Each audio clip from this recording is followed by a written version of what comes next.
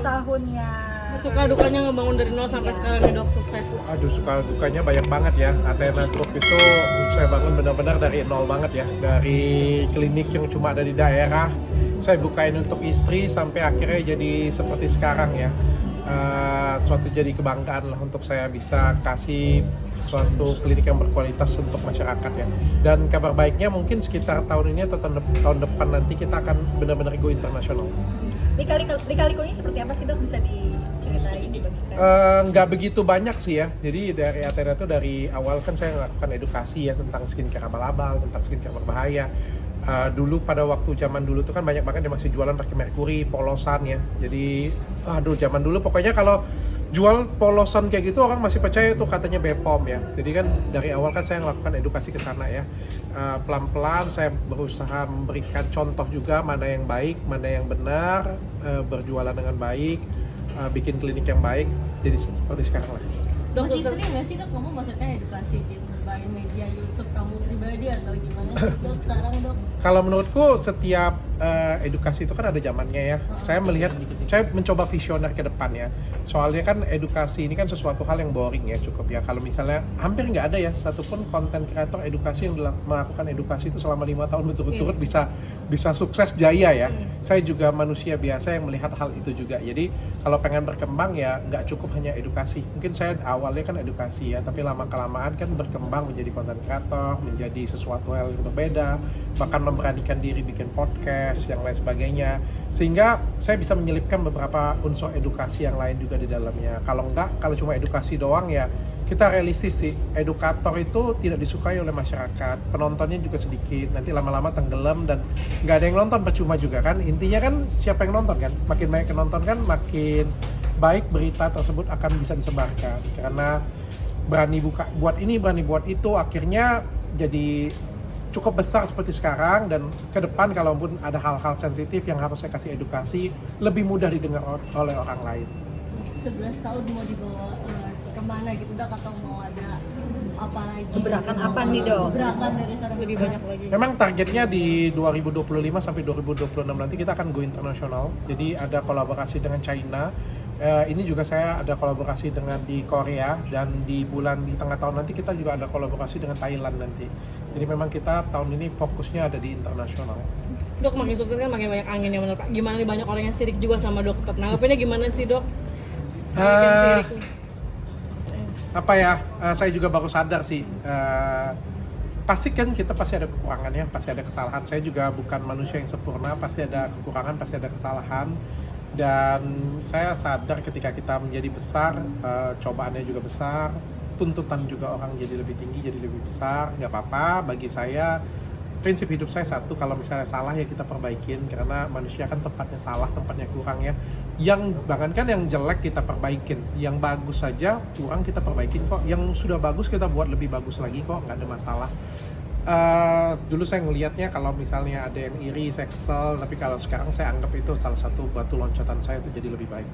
Saya percaya apapun yang dikasih ini adalah satu cobaan atau satu langkah buat saya jadi manusia yang lebih baik, jadi brand yang lebih baik. Dok, bahkan bisa dibilang tuh semakin dirimu meninggi makin banyak cobaan. Salah satunya yaitu sempat juga dilaporkan oleh dokter. Gimana tuh dok? Ya nggak apa-apa. Kan setiap warga negara berhak untuk ngelaporin ya, nggak apa-apa sih, aku nggak jadi masalah. Nanti biarkan aja di proses hukum yang membuktikan. Dokter juga sempat ngelaporin dokter, seperti apa sih dok? Karena update-nya gimana dok? Update dari laporan dokternya. Terakhir kemarin mediasinya gagal kan, dia nggak datang di mediasi, cuma itu aja sih yang aku tahu. Dia takut apa gimana sih dok? Akhirnya nggak datang. Waduh, aku nggak berani spekulasi, kalian nih kompor. Dok, tapi harapannya apa sih dok dengan kayak gini? Dia tuh seperti apa sih dok? Kan dokter dia nggak pernah ganggu dia gitu kan? Ya sebenarnya aku berharap sih bisa diselesaikan dengan jalur damai ya, karena ini sih menurutku bukan permasalahan di komunikasi sih menurutku. Sekali lagi aku bilang kan, kalau misalnya ada yang kurang, ada yang salah, ya aku siap untuk memperbaikin kok. Sebagai manusia aku siap untuk memperbaikin. Tapi yang jelas kan aku nggak ciptain bukan produk abal-abal, aku bukan mau celakain orang, aku juga nggak perkosa orang, aku nggak bius orang juga, nggak perkosa orang, aku juga nggak bukan melakukan kejahatan yang sengaja, bukan krim polosan. Ya kalau misalnya mau dicari, pasti kan setiap manusia ada kurangnya, ada kesalahannya. Tapi kan harus mendengar dua sisi juga, mungkin dari pihak saya bagaimana, ya saya siap perbaiki. Tapi karena sudah gaduh kemana-mana dan sudah masuk ke ranah hukum, dari manajemen juga menyatakan keberatan juga, sehingga akhirnya kan melaporin. Ya saya juga nggak berharap seperti itu sih, karena kan bagaimanapun juga beliau adalah sejawat saya kan. Ya saya doakan yang terbaik saja lah. Dok, nah sekarang Atau membuka pintu perang komunikasi nggak sih dok terhadap dokter, apalagi bisa dibilang dokter selama ini kan selalu mereview produk dokter, salah satunya kemarin juga ya. Sebenarnya dari saya kan sudah berusaha untuk membangun komunikasi ya. Saya tuh diarahkan oleh, pertama yang ngarahkan saya itu Ustadz Felix Shaw ya. Ustadz Felix Shaw itu bilang, saya minta petunjuk dari Pak Ustadz Felix Shaw kan, apa yang harus saya lakukan nih Pak Ustadz, saya ketemu masalah seperti ini, saya bilang kan, saya juga nggak ngerasa seperti itu, tapi saya difitnah, saya bilang kan ada beberapa hal yang merugikan saya, apa yang harus saya lakukan? Ustadz Felix Shaw bilang, samperin, datengin, dia bilang kan, tabayun, ajak ngomong baik-baik. Tapi beliau juga nggak bersedia kan, bahkan beliau mengontenin kemana-mana, ya nggak apa-apa kan, itu kan adalah itikat baik saya untuk oke, kita komunikasi yuk, berdua yuk, kalau nggak kita tanpa kamera juga boleh kayak gitu, punya ngobrol, apa yang memang saya kurang ya saya bisa perbaiki, saya perbaikin. Kalau misalnya saya punya alasan, saya akan nyatakan langsung kayak gitu apa masalahnya, supaya industri kita kan jauh lebih baik sih, intinya sih itu sih, supaya industri kita tuh bukan kacau, bukan huru-hara, jadi lebih baik lah intinya kayak gitu. Tapi kan beliau tidak bersedia, nggak mau ya, bahkan kemarin juga mungkin beberapa masyarakat agak lupa waktu di podcast dengan Densu kan beliau yang ngundang dan nantangin berkali-kali kan, tapi itu nggak datang juga kan. Dan saya tuh berat hati untuk saya datang ke podcast tersebut, sebenarnya saya nggak mau, tapi ya demi untuk bisa komunikasi ya udah kita datang. Tapi kan beliau juga nggak datang pada saat itu. Ya jadi saya juga bingung harus mau ngapain lagi kayak gitu. Bagaimana sih cara menyelesaikan masalah ini? Bagaimana supaya kita bisa berkomunikasi? Dan akhirnya ya masuk ke masalah hukum. Kalau sudah masalah hukum ya sudah, biarkan hukum aja yang komunikasinya via hukum saja. dokter ada Dok, arah mungkin skincare seperti apa sedikit, sih dok sekarang, perang skincare yang makin Sedih ya turun? kalau kita ngelihat kan secara umum industri skincare di Indonesia kan ada penurunan ya, seluruh baik yang huru-hara ataupun juga yang tidak huru-hara semuanya mengalami penurunan. Dan kalau kita ngelihat juga skincare yang naik justru adalah skincare China.